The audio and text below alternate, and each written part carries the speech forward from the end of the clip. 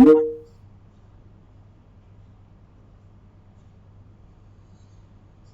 right, nobody has joined yet.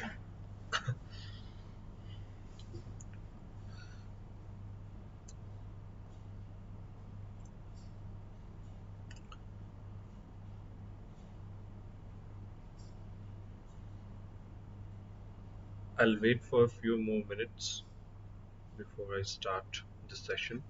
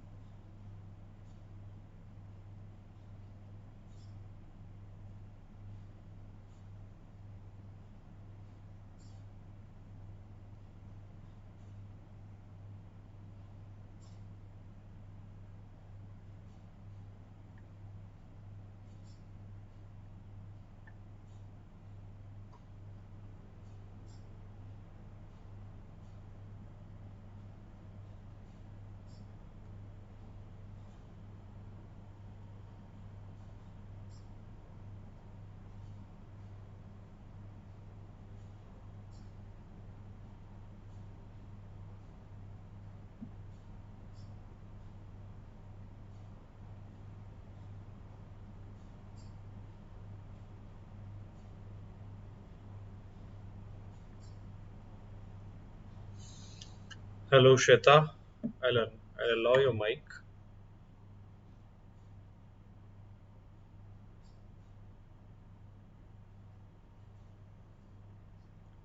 Shweta, I have allowed your mic. Can you unmute yourself and respond?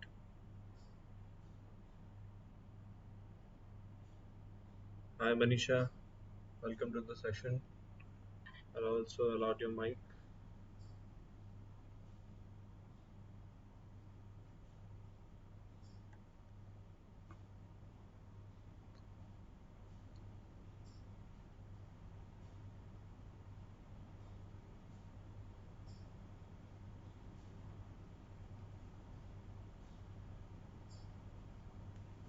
Due to some personal engagement that I had, that's why I had to postpone this lecture session to today from 3 to 5 p.m.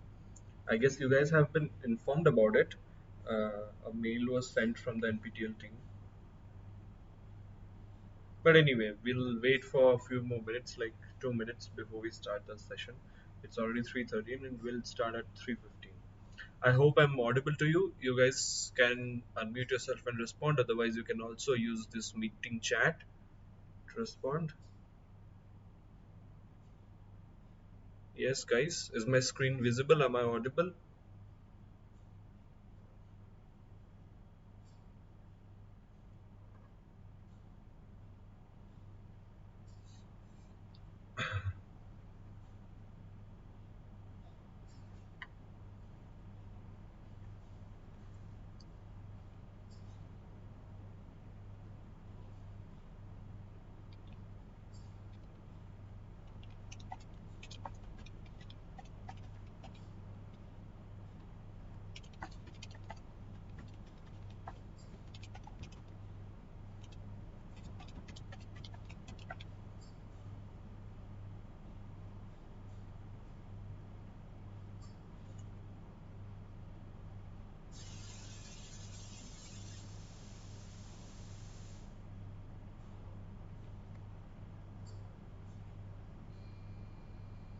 Okay.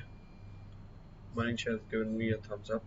So I am assuming that everything is going fine. It's audible and visible.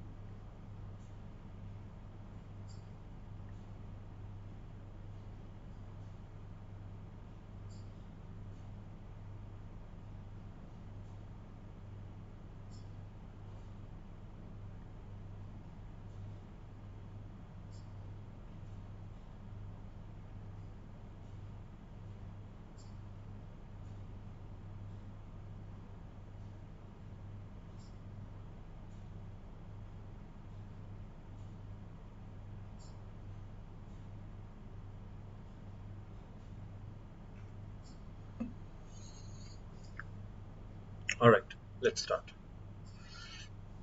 Hello, everyone. Welcome to the seventh weekly discussion and doubt clearing session of the NPTEL course Maintenance and Repair of Concrete Structures, NOC23-CE06, which is taken by Professor Radhakrishna G. Pillai of IIT Madras. I am Ashirvad Satpathy. I'm a PMRF research scholar at IIT Delhi, and I'm also the assigned TA teaching assistant for this NPTEL course. And what I do is I usually take this weekly discussion and doubt clearing sessions where we discuss about the problems that were given to you in the assignments of the previous weeks. Also, we take up the doubts that you might be having regarding the lectures of the previous weeks. There is another teaching assistant to this course. His name is Umesh. He usually takes his um, weekly sessions on Friday from 7 to 9 p.m. And I take my sessions on Saturday from 6 to 8 p.m. However, due to some personal engagement, I haven't been able to take this week's session as per the scheduled time. That's why this session got postponed to today from 3 to 5 p.m. Uh, Another important announcement is that Generally, we record these sessions and we upload it on YouTube, and the link of which is given to you by NPTEL as well as by me through the meeting chat. But the last week's session has not been uploaded yet due to some issues. So the YouTube link and the shared file, I mean the lecture slide file will be uploaded on the internet in the next week, and the links will be shared with you in the next week's session. Right? Thank you. In today's session, we'll be discussing the week 6 assignment 6 problems. There are around 7 problems, and this week's lecture was related to the repair strategies that we take up for the repair and maintenance of concrete structures. So the various repair materials, how to choose the repair materials, it was also discussed. What repair materials are effective for what kind of applications, and how before applying the repair material, how to prepare the substrate concrete or the already existing concrete structure, how to prepare that surface, and also the steel reinforcement already embedded within the existing concrete structure, how to prepare those before applying the repair material. All these concepts were discussed in the last week, and these assignment questions are based on these concepts. At the end of this session, we'll also be taking some of your doubts that you might be having regarding this week's week 6 lectures, that was related to the repair and maintenance strategies. Right? Okay, let's start the session. The question one was, in most cases, simple layouts with less perimeter and corners are recommended for the patch repair work to minimize, and which of these three options you can choose. The first option was delamination of repair material, quantity of bonding materials used, stress concentration, and cracking. Which of these three options you would want to minimize during a patch repair work, and by choosing simple layouts with less perimeter and corners. So generally you might also have seen this in the lectures as well. Instead of making some crooked layouts with a lot of curvatures and lot of corners, we choose very simple layouts for the repair patchwork, right? And doing so, what do we intend to minimize? Delamination of the repair material, quantity of bonding materials used, and or the stress concentration and cracking. Can somebody answer to this question?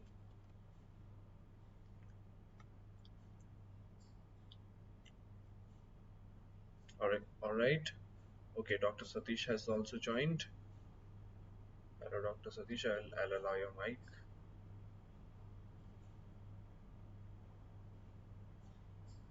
Yes, please. We have to avoid stress concentration. So simple and smooth layouts are okay. Last one is correct. And at the same time, we don't want excessive quantity of bonding material. So 2 and 3 are correct options. First one is not correct. Okay. Thank you, Dr. Satish. Yes. So this is a picture that I have taken from the NPTEL lecture that is given to you. So see, whenever there is some cracks induced in the concrete structure, those cracks don't have a pattern. I mean, don't they're not very linear or straight in nature, although they might have a pattern, but they are usually crooked in nature. The cracks will appear like this. Or in case of concrete structures, we have seen map cracking. So the cracks don't have a defined pattern, and they don't appear in a certain manner. So no defined pattern of cracks, right?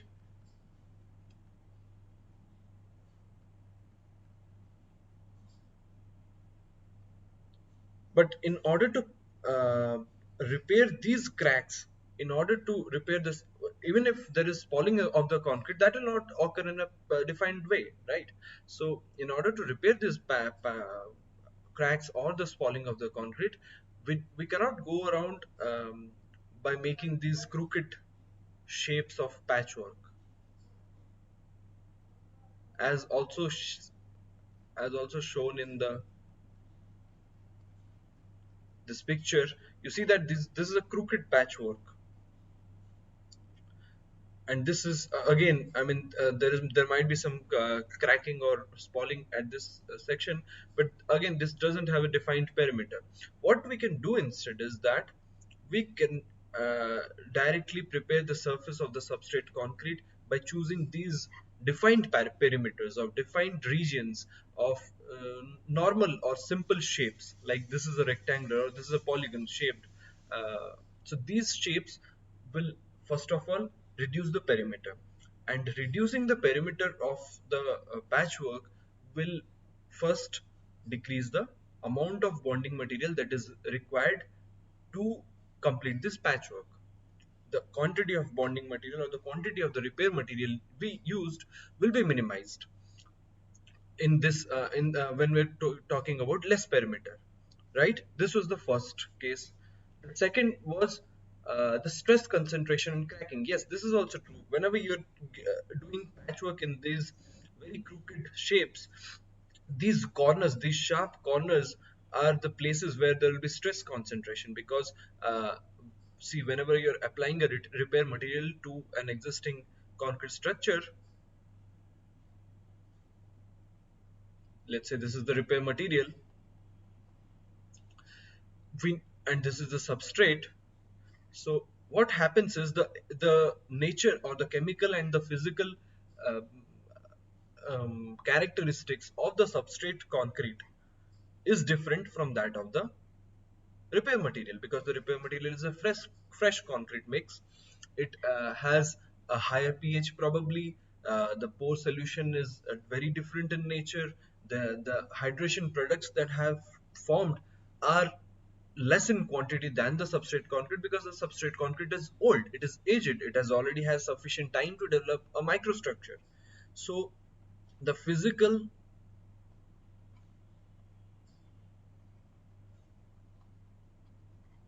chemical parameters are different in both the substrate and the repair material. Therefore, the shrinkage characteristics, the interactions, the forces at play within the microstructure as well as the macrostructure, as well as the from the outside, all these forces will be different in the substrate as well as in the repair material. That's why that will induce these stress concentrations if there is a crooked perimeter of the repair work. So these will be the points of stress concentration when there is a sharp bend or a sharp turn or a sharp curvature at the repair locations. That's why it should be avoided, because stress concentration will lead to again cracking, shrinkage, other forces. There will be warping of the structure. The deformations will occur, and the surface of the concrete will become uneven. So this should be avoided. Limiting the perimeter and the corners has nothing to do with the delamination of the repair material. Delamination of repair material has is related to the bond strength or the bonding property of the repair material with that of the substrate concrete. So these two are the correct answers. The quantity of bonding materials is reduced when you're reducing the perimeter of the patchwork, and the stress concentration and the possibility of cracking is limited when you're having a simple layouts of the repair patchwork, right? All right, moving on to the second question. Both shrinkage compensating and non-shrink mortar concrete are available in the repair materials market. Choose the most appropriate statement about typical shrinkage compensating mortar concrete. So there are two types of shrinkage limiting or shrinkage restrictions. One is the shrinkage compensating, and the other is the non-shrink or the shrinkage reducing, on which the type of mortar or concrete which do not allow for shrinkage to occur. And which of these statements is true about the shrinkage compensating mortar or concrete? The first is they contain very low cementitious content and resist swelling. They prevent shrinkage by reducing the surface tension of the water, or they contain expansive agents. Which of these is true? Can somebody answer to this question? Yes, Dr. Satish, go ahead. You see, shrinkage has to be compensated. So last one is correct. They contain expensive agents. Thereby, they compensate for the shrinkage which has taken place. Okay. Okay. Thank you. Thank you. Yes, that's right. The shrinkage compensating type of mortar and concrete usually have a have certain expansive agents, and therefore uh, they don't restrict the shrinkage from occurring, but they compensate. As the name suggests itself, they compensate that shrinkage that is occurring within the concrete by adding an expansive nature to the concrete. So essentially, in case of non-shrink mortar and concrete, what happens is they have shrinkage reducing admixtures, as you might have heard of it. Shrinkage reducing admixtures. What these admixtures do is that they go inside the pores of the concrete, and they reduce the water, the surface tension of the water. Surface tension of the pore water.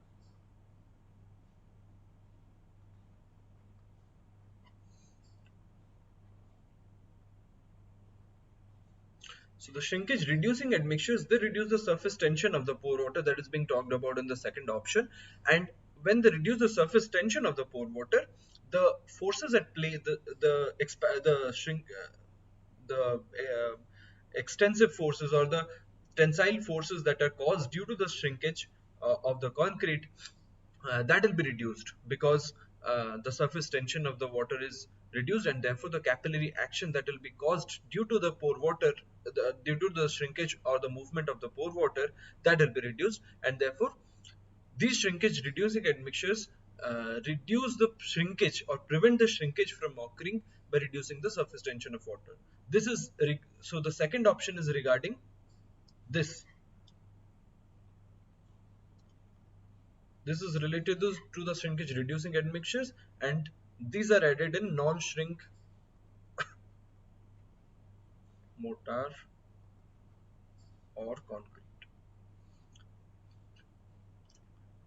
And the first option, this is not true in this case. The shrinkage compensating mortar or concrete, they do not reduce the surface tension of pore water. The first option was they contain very low cementitious content and resist swelling. No, this is again not true. They don't resist swelling. In fact, they add expansive agents, and therefore the swelling that is induced by the addition of these expansive agents, that compensates from the shrinkage that is occurring within the concrete. So this is again not a true statement. The only correct statement is that they contain expansive agents. All right. Moving on to the third question. How can sufficient bonding be ensured between the repair and substrate material? And these are the given options: by using a high strength repair material, yes, by using a bonding agent. We have to ensure sufficient bonding between the repair and the substrate material by using a bonding agent, by roughening the surface of the substrate to achieve good mechanical interlock. The fourth was by using a highly permeable repair material, by keeping the substrate clean during repair. Which of these options should be ensured to have a sufficient bonding between the repair and substrate material? Can somebody answer to this question?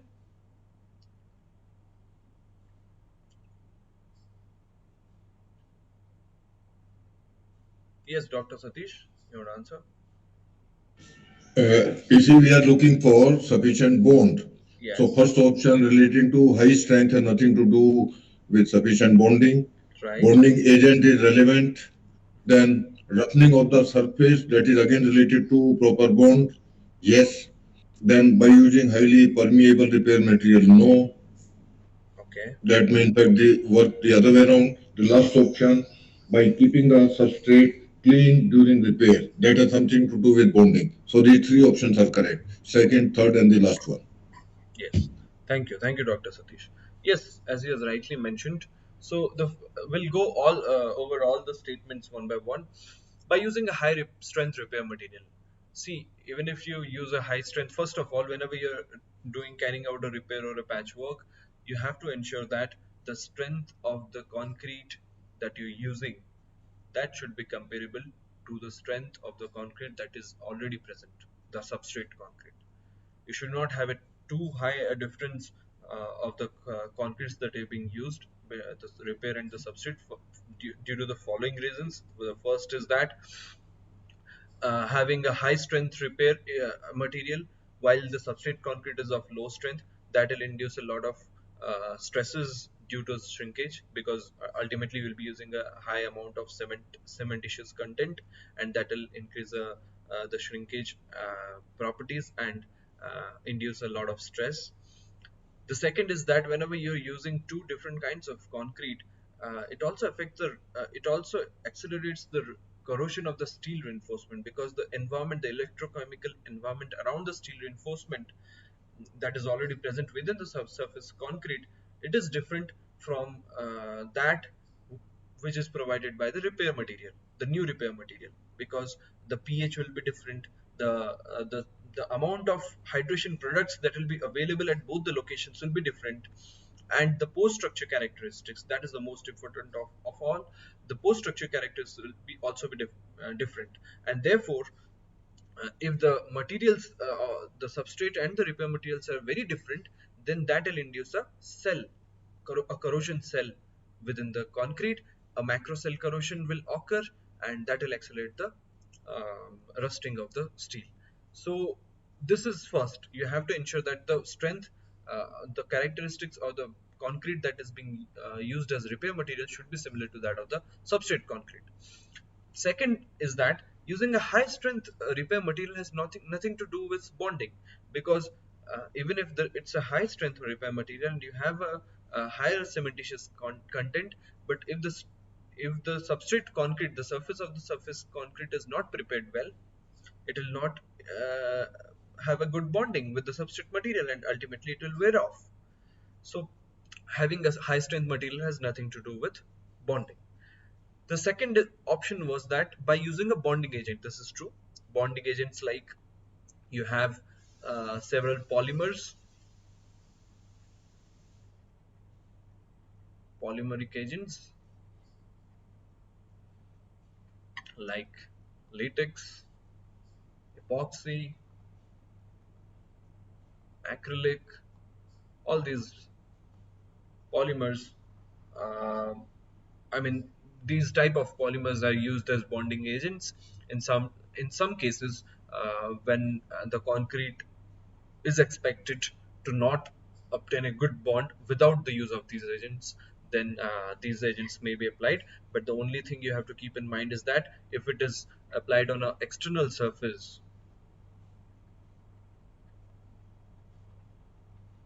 exposed to the sunlight, then you have to check that how they perform under the UV radiation, and if these polymeric agents are not uh, do not provide a good resistance against the UV rays, then they'll in fact accelerate the debonding of the repair material from the existing concrete.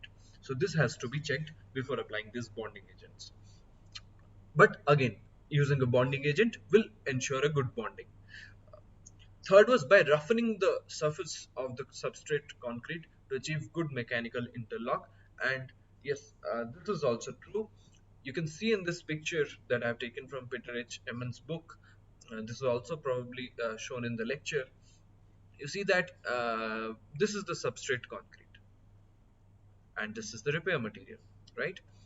And typically, when the surface concrete is prepared, like you remove the top concrete, you do undercutting, like the reinforcement is fully exposed so that the concrete from beneath is also removed, so that we apply the repair material over the whole uh, region, rather than just applying the material as a cover, a concrete cover. So whenever we're doing all these techniques, these the surface of the depending on the type of repair, the removal technique, the concrete removal technique that you're adopting, um, like let's say you're applying a hammer, or you're applying a water jet, or you're applying certain kind of other penetrating hammers or other different techniques that are used to remove the concrete from the existing structure. Depending on that, the surface of the substrate concrete will get roughened, because as you can see in this picture, the already present aggregates will be exposed, while the mortar will be underneath. And these the roughness of the surface roughness of the existing concrete will provide a mechanical interlocking, as it is mentioned, a mechanical interlocking with the repair material. So this is when a shear uh, force will be applied along this direction, along the direction of the interface between the repair and the substrate material. This mechanical interlocking will resist the shear force, and therefore a good bond strength will be obtained. This is a picture. The beneath the below picture shows how the tensile force or the tensile strength or the tensile bond is ensured when a repair material is applied to an existing concrete. And you can see that whenever the rough surface of the substrate concrete is exposed, and if the repair material has a good flow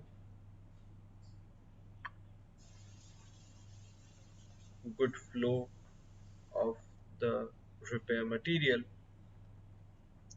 and this rough surface has been properly cleaned, because whenever you're removing the concrete, let's say by sawing even, or even by hammering, the the material dust, the concrete dust gets accumulated over these pores, the open pores of the concrete surface, and therefore it has to be properly cleaned before the application of the repair material,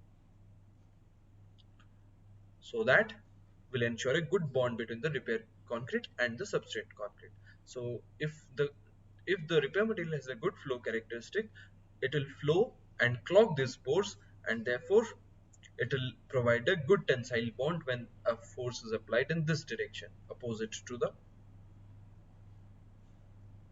interface of the repair material and the substrate concrete. So this is how the shear bond and the tensile bonding is ensured. Good bonding is ensured between the repair and the substrate material, and therefore having a roughened surface of the substrate will achieve a good mechanical interlock and give us a good bonding between the repair material and the substrate. The fourth was by using a highly permeable repair material. No, this is not true, because a highly permeable material will allow for the transport of ions and water from outside to the inside of the concrete, and this might create swelling of the material, and that will allow for the debonding and delamination of the repair material from the substrate. And the last one was by keeping the substrate clean during repair. Again, this is a correct option, because we have also discussed that a clean surface will allow for a good bonding between the repair and the substrate concrete. So these three are the right answers. Alright, moving on to the fourth question. Choose the correct statements as per the lecture regarding the appropriate concrete removal methods during a repair work. Rotary milling machine can be used for full depth concrete removal. In case of hydrodemolition, pulsating water jets lead to deeper removal of concrete than continuous water jets. Pouring of expansive cement mixed with water into the drilled holes can be used for full depth concrete removal. High pressure of 100 to 200 megapascal hydrodemolition may damage the reinforcing steel during the process of concrete removal. Which of these options are correct?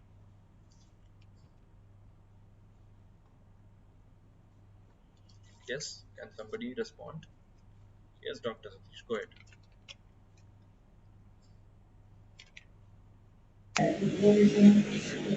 Rotary milling is meant for uh, cleaning at the surface only. So first one is not correct.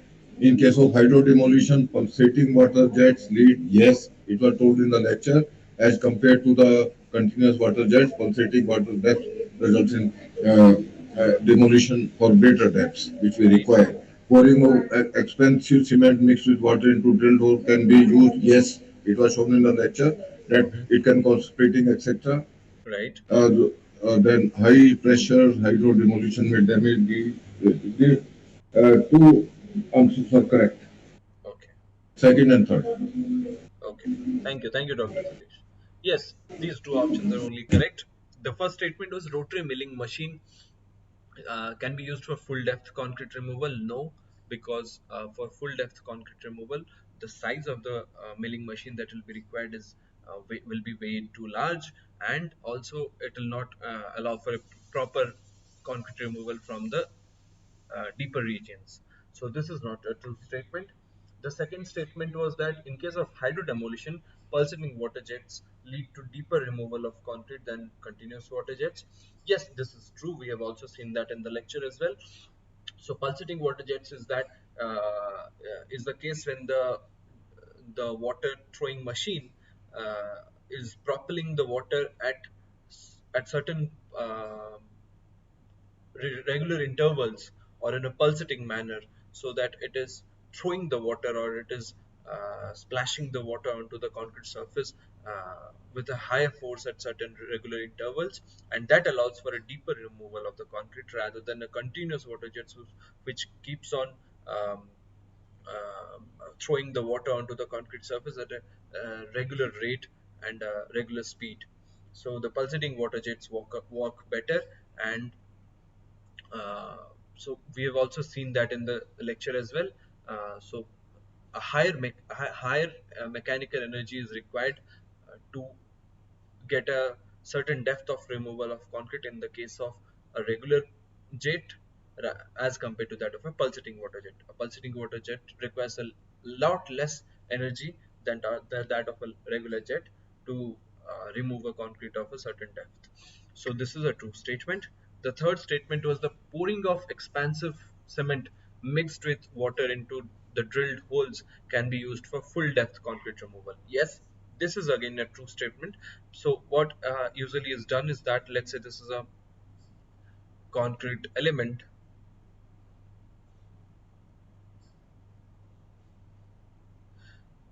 certain holes are drawn, certain holes are drilled into the concrete element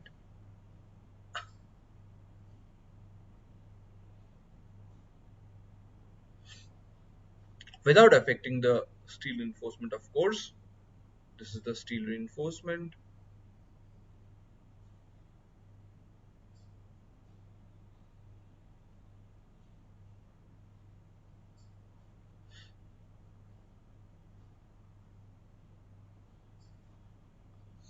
and then expansive cement or concrete is poured into these holes. What these expansive cement or concrete will do is that they'll apply lateral stresses onto the substrate concrete that is already existing around these holes, and that will allow for the cracking of this existing concrete. So typically the concrete will crack like this around the reinforcement, and then this concrete will be can be removed easily. So this pouring of this expansive cement into these drilled holes will apply this lateral stress and break the concrete or induce cracks in the existing concrete, and then after that this concrete debris can be removed from the that location, and then the proper so after the proper surface preparation, after cleaning the reinforcements, repair material can be added or poured over the region. So this is a true statement. The fourth statement was high pressure of 100 to 200 megapascals hydro demolition may damage the reinforcing steel during the process of concrete removal. This is a wrong statement. In fact, hydro demolition is one of the techniques to get a full depth concrete removal without damaging the reinforcing steel. So this is a wrong statement. The correct statements are only these two. Moving on to the fifth question. Application of rust remover restores the corroded or lost section of steel rebars. Is this a true or a false statement? Can somebody answer to this question?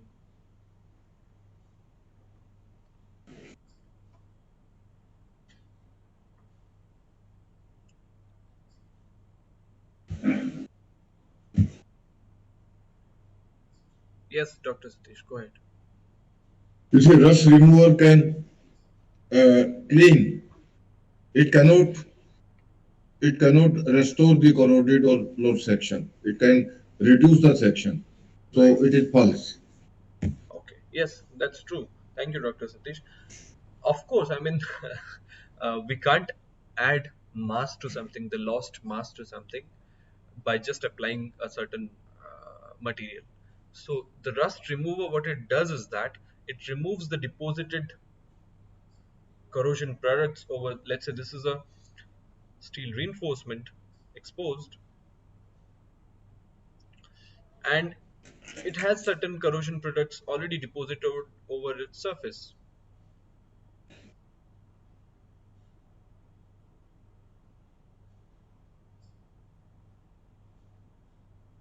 right? It has some certain corrosion products due to the age and the exposure to the environment. These corrosion, the initial corrosion or the initial corrosion products have been formed over the steel reinforcement, and they are deposited over the reinforcement. Now, whenever you're applying a rust remover, these are chemicals that are acidic in nature. Then, like you might be using certain chemicals to clean your brass utensils at home, or clean your silver ornaments, silver jewelry at home. You might be using certain chemicals. So these are similar chemicals that are used to clean the rust that is deposited over the steel reinforcement. They're acidic in nature, and they can only remove the corroded portion, or remove the corrosion products that is deposited over the reinforcement, and cannot for or restore the already corroded steel. So whatever is lost, whatever the cross section of the steel reinforcement that is lost, cannot be restored. Only removing these corrosion products, what it'll do is that it won't accelerate the further corrosion of the steel, and it will allow for the formation of a passivating film if a proper electrochemical condition is provided around that steel after the repair material is poured into the concrete. And then it will have a sufficient pH and a conducive condition, so that it will not allow for the further corrosion of the steel. However, it must be kept in mind that these rust removal, as I have mentioned, they are acidic in nature, and therefore before pouring the repair material, these steel reinforcement that are already applied with the rust remover have to be again uh, cleaned with water and with a clean cloth, so that no residual chemical is deposited over the steel reinforcement. Otherwise, they'll in fact accelerate the corrosion due to the presence of the acids on the steel reinforcement. So this has to be kept in mind when we're using a rust remover. But it is a very simple way to remove the rust, and it doesn't require I mean any mechanical equipment, and it doesn't require any um, trained labor to apply these rust removers. It can be done by a normal person, and the rust can be removed before.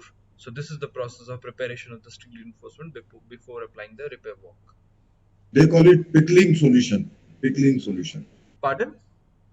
Pickling solution is the chemical Okay. name. Okay. Pickling. Can you spell it? Pickling?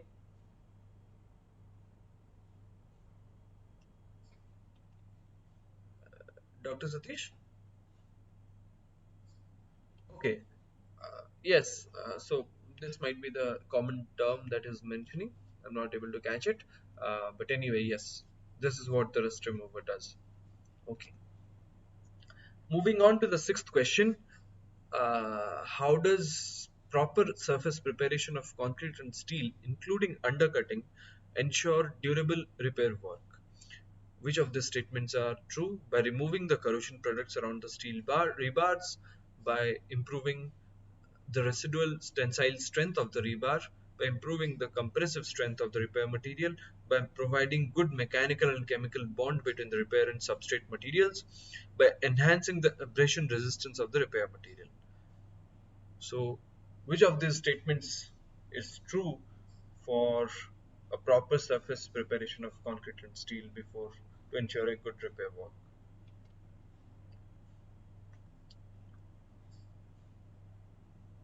Yes, somebody will answer this question.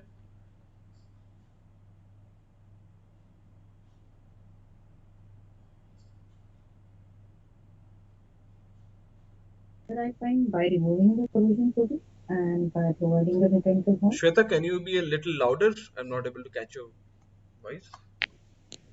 Is it audible? Yes, yes, it is audible now. Go ahead. I find by removing the corrosion product and by providing the mechanical and chemical bond. Okay, these two are Fourth correct options, one, right? Yes. I find yes, sir. Okay, thank you, Shweta. Yes, sir. Yes, these two are the correct options actually. So having a proper surface preparation of the concrete and steel is basically, so whenever you're carrying out a repair or patchwork, as I have mentioned, you usually remove the concrete debris from the region that you want to apply the repair work over. And for applying for removing this concrete portions, you have to apply certain technique for the removal. Let's say you're saw cutting that area, or you're applying a hammer to break the concrete from that region. So whenever you're doing that, you the the concrete that is exposed, that should have a good surface, that should have a clean surface, so as to have a better bonding between the repair and the substrate concrete. So apart from that, you also have to clean the steel reinforcement that is already present at that region, because there will be certain initial corrosion products that will be deposited over that steel reinforcement, and that rust has to be removed. The steel reinforcement have to be clean before you're applying that repair material. So the first option is true, by removing the corrosion products around the steel rebars. Yes. By the second option was by improving the residual tensile strength of the rebar. It has first of all improving the residual tensile strength of the rebar that is already present within the embedded concrete.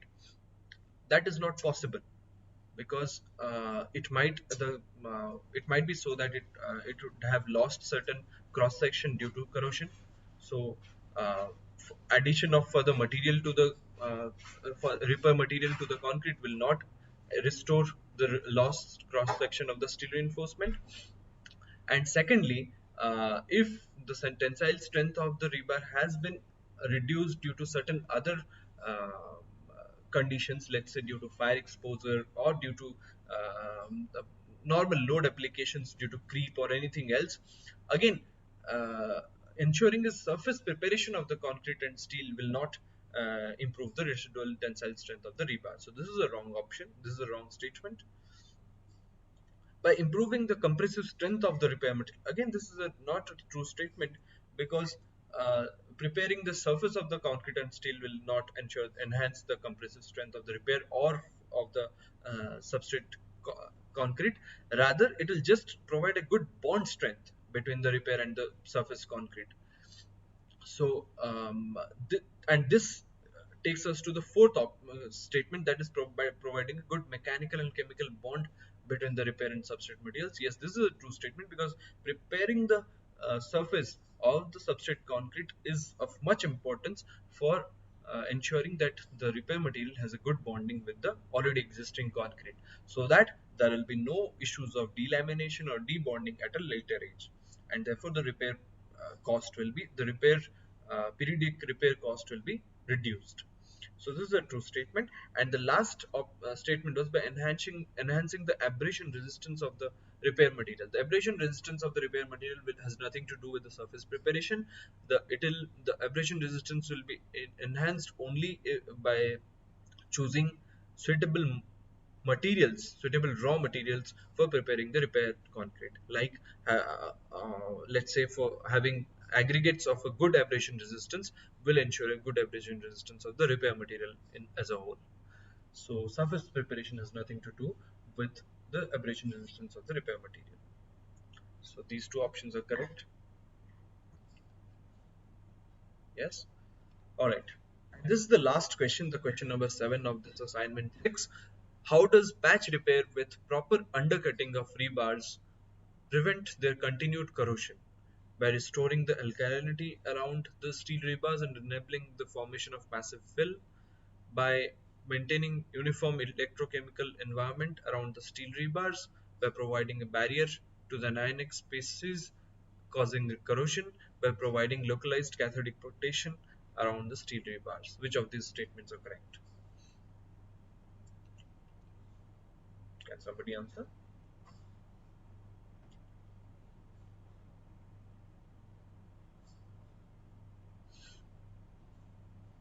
Yes, Dr. Satish, go ahead.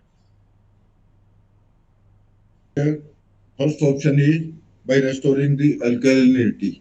Okay. That appears to be correct, but appears to be correct in the case of cement-based material. If you are using polymers, then this answer carries a question. Okay. But polymeric materials may not be much helpful in restoring the alkalinity. Right. In case of cement-based, yes. Then by maintaining uniform electrochemical environment, yes, that is all right. But again, in case of cement-based material, first and second appear to be correct. The third option is by providing a barrier, by providing localized cathodic protection. So first and second appear to be correct, but uh, appear to be okay in case of cement-based repair materials. Okay. In case of polymers, there may be question. Okay. Thank you. Thank you, Dr. Satish. Yes, so these two options are correct. The first and the second option, as Dr. Satish has already mentioned. Uh, yes, if we are talking about patch repair done using cementitious materials, so the cement-based materials have a high pH, and therefore when in fresh state they have a very high pH. After also they when the hydration products are formed, the if the pH is not reduced by, let's say, carbonation or any other processes, the alkalinity of the pore solution will remain intact, and that will ensure that the steel rebars have a good passivating film around them and they're not exposed to corrosive environments, and corrosion cannot occur. So whenever we are applying a patchwork, undercutting is very important, because let's say this is a steel, I'm looking at a cross section, and this is a steel rebar, and this is another steel rebar, and what you're doing is that we are undercutting. So this is a steel rebar that is going into the laptop, and we have cut the concrete around as well as from the beneath of the steel rebar. And this is another case where we have got the concrete only till the surface of the rebar. So, and now we are pouring the repair material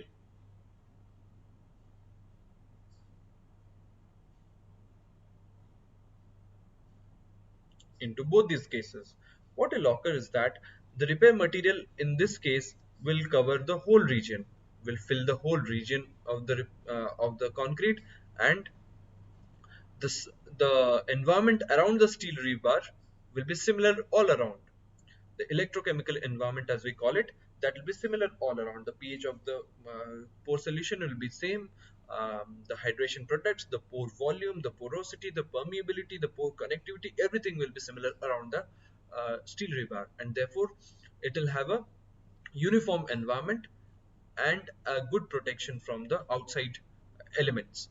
So the passivating film will be uniformly formed around the steel rebar, and that will protect us from the corrosion. But when the repair material is put into the second case, let's say this is the second case and this is the first case, since only the top portion of the steel rebar will be exposed to the repair material, while the bottom portion is still within the substrate concrete, therefore there will be difference in the electrochemical environment around the steel rebar that is present at this location, and that will, as we have already discussed, that will provide for a macrocell corrosion because of the difference between the two locations, the electrochemical environments of the two locations, the pH, the alkalinity, the everything, the as all the properties that we have discussed, due to those differences, a macrocell corrosion might occur, and therefore the steel reinforcement will be more prone to getting corroded.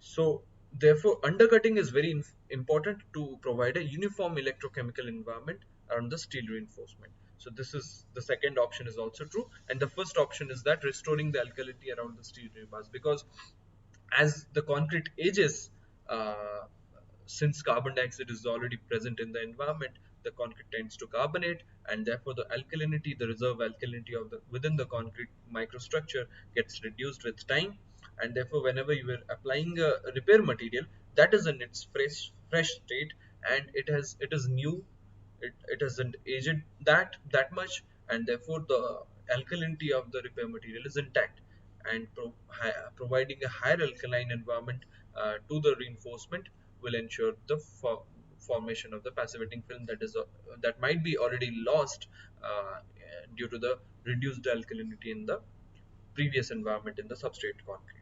So these two options are correct. The third statement was by providing a barrier to the anionic spaces causing corrosion. No, this is not done by the patch repair work alone. This might be done by inducing certain chemicals, or as we have mentioned in the last statement as well by providing localized cathodic protection. This is done by that, but uh, only allowing the patch repair work with a proper undercutting will not restrict the anionic species to get inside the concrete and I mean participate in the corrosion process, not nor will it provide a localized cathodic protection around the steel bars. So these two statements are not true for surface preparation and undercutting. These are specialized techniques that we might be discussing in the coming lectures. These are specialized techniques for reducing the corrosion or increasing the corrosion resistance of the steel bars in the already existing concrete structures, and they have nothing to do with the patch repair material that is being applied. So this ends the week this week's assignment questions. Thank you for attending this session. If you have any questions regarding the lecture sessions, or any doubts regarding these questions as well, then you can ask. Otherwise, you are free to leave. We will be having this session for till 5 p.m. So at any point of time, if you want to ask something, raise your hand and ask.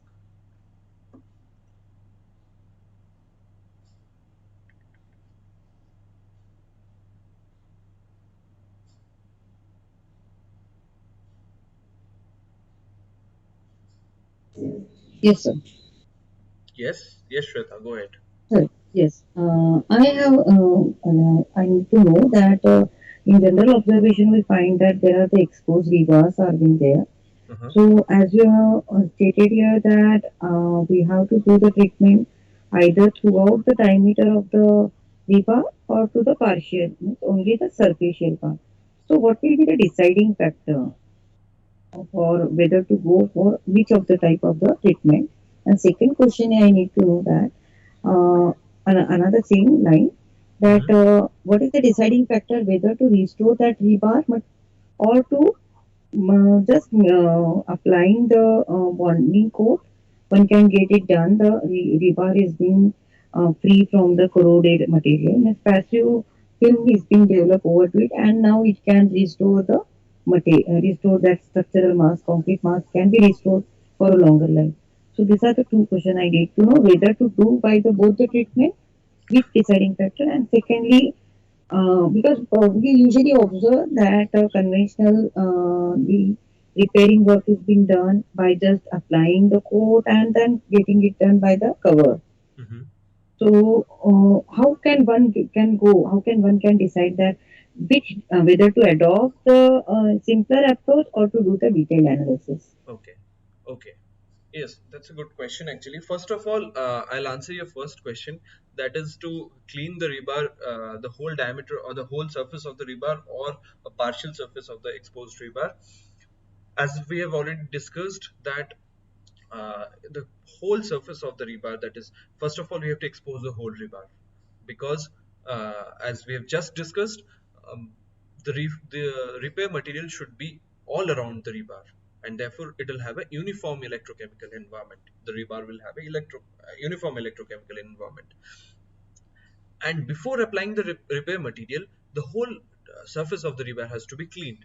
Any rust that is present over the surface, any corrosion products that are deposited over the surface have to be cleaned using, let's say, sandblasting, or using certain wire brushes. If you're going by manual cleaning, then you can use wire brushes to clean the rebar surfaces, and then only you can pour the repair material. So whole surface of the rebar has to be cleaned. If you're only going by, so as you have already mentioned, the general practice is that the workers or the contractors that are doing this, carrying out this repair work, they do not care much about the structure, and they just they finish their job and clean it just from the top surface and leave the bottom surface like that. That will again accelerate the corrosion because the surface of the rebar will have a different um, there will be surface deformity, as we call it, or the surface of the rebar will have different conditions at both the locations. The top will be clean while the bottom will already be having reinforcement. That will induce a microcell corrosion. That is, microcell corrosion is in the corrosion takes place within the same rebar.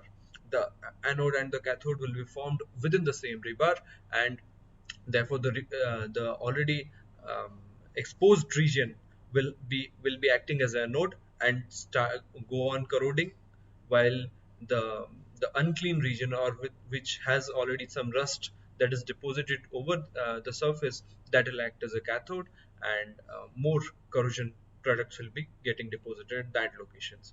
So that will not cleaning the rebar uniformly all around will ensure a microcell corrosion. So we do not want that, and we have to clean the rebars all around. Second thing is that you asked regarding, I'm guessing that you're asking regarding how to protect these rebars after, during the repair work, or while you're going for fresh construction. First of all, for fresh construction, we have seen that different kinds of reinforcing bars are present, are available in the commercially in the market. Like we have talked about galvanized rebars, these might be a little costly, but you can go for I mean uh, normal HYSD rebars, not Tor bars, but normal HYSD rebars, which have good uh, tensile strength, ductility, as well as good corrosion resistance. So you can go for those rebars, or you can use, if it is the structure is of higher importance, you can go for galvanized reinforcing steel in that case. But this is only the case when you're going for a fresh construction. If you're going for repair work, then all you can do is you can the rebar that is already present, you have to clean it well using rust remover or any other materials. Or if you're going for a large repair work, then I would suggest you go for a mechanical cleaning using sandblasting, so that all the rust that is present over the rebar is cleaned. Apart from this, what you can do is you can use corrosion inhibiting admixtures, as they use in certain cases. They provide a protection around the rebars and reduce the corrosion. There are certain other techniques that we'll be discussing within the due course of this course, of this NPTEL course. So like there is galvanic protection, or as we call the sacrificial anode.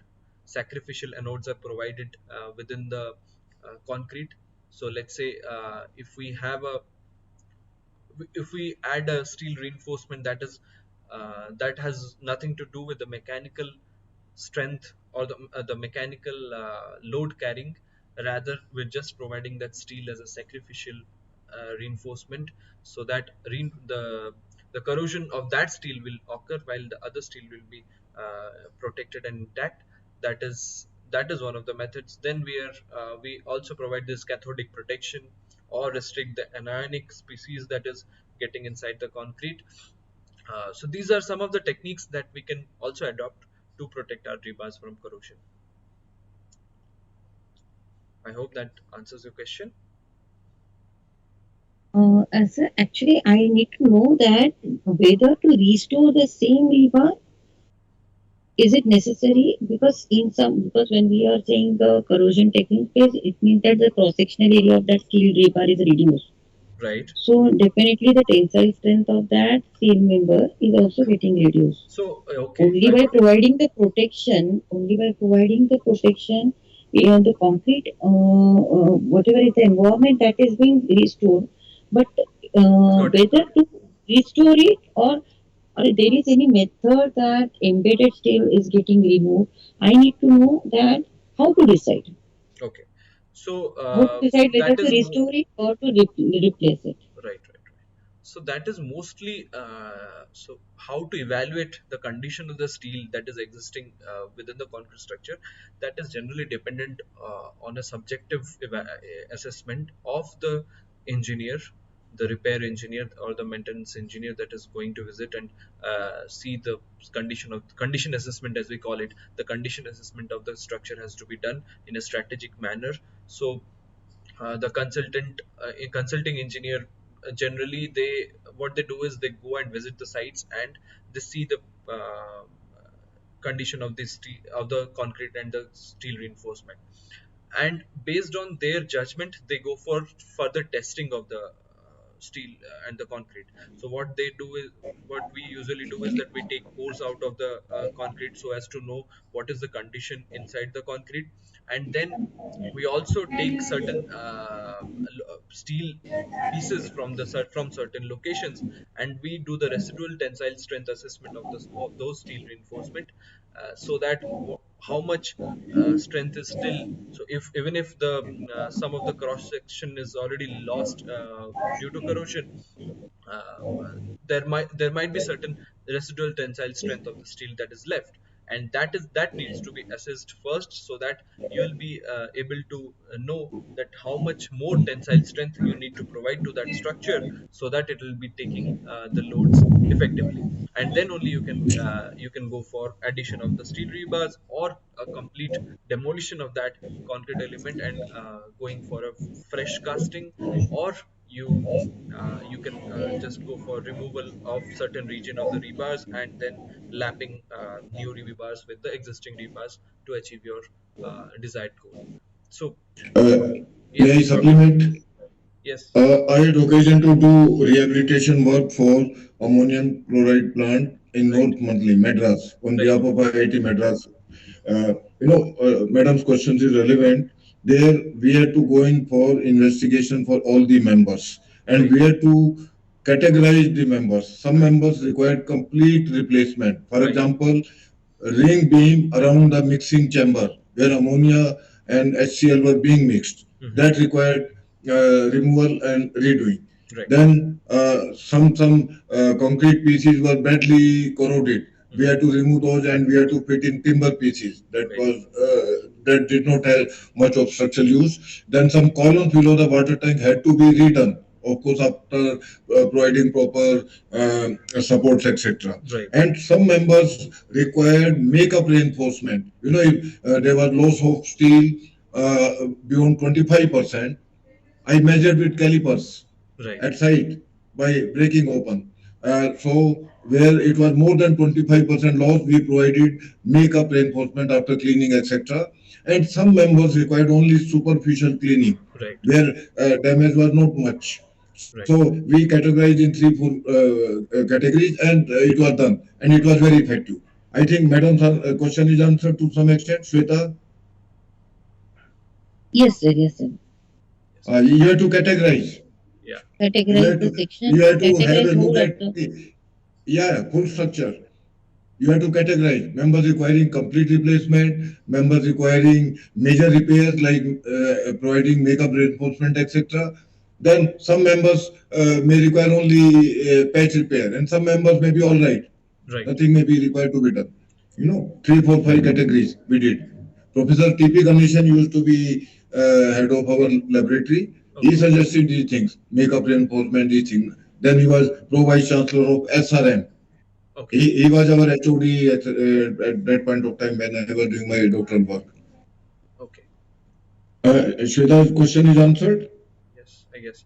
Yeah, actually, what we thank you, Dr. Satish. So, what Yeah. even I had assisted Professor Vishnoi in one of his site visits, which dealt with this repair and maintenance of one of the existing um, uh, societies which had around 33, 36 flats in the signature view apartments in New Delhi, and it was decided, like, after all the evaluation and all the I mean, all the discussion, we went ahead and we decided that it has to be demolished anyway, because the concrete had already had admixed chlorides. So whenever you have a corrosion that is visible, I mean, cracking and spalling due to corrosion that is visible in a structure, first you have to assess, like, what might be the reason, because chloride induced corrosion is rather um, much more dangerous than carbonation induced corrosion, because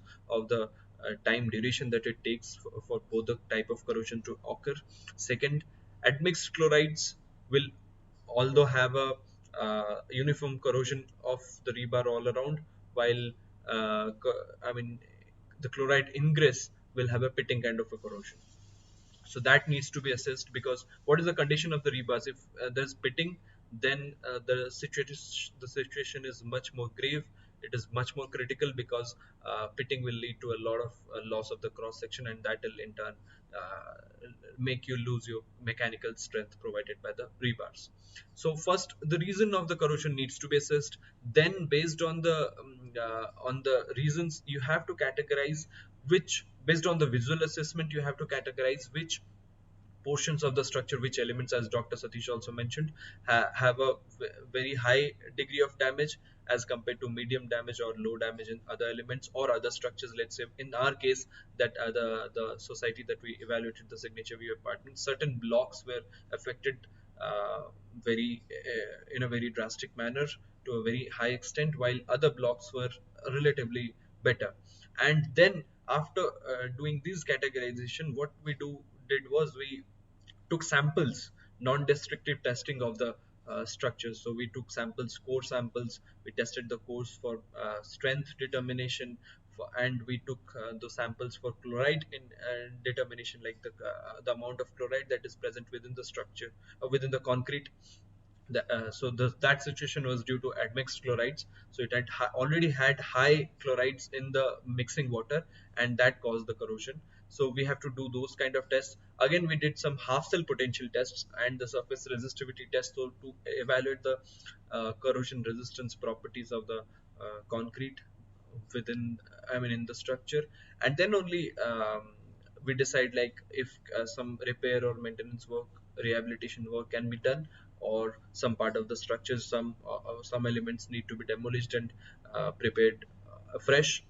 So these are the kind of methods, the kind of strategies that you have to adopt before carrying out a repair maintenance work of such a higher, larger magnitude.